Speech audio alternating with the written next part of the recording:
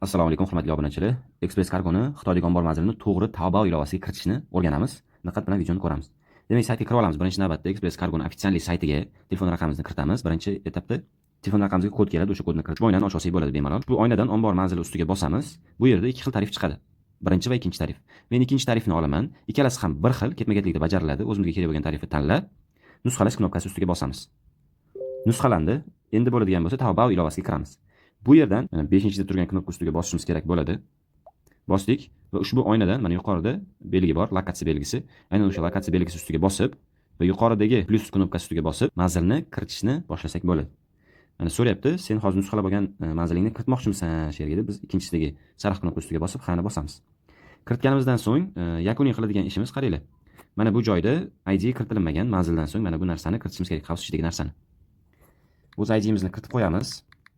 SA 120 754.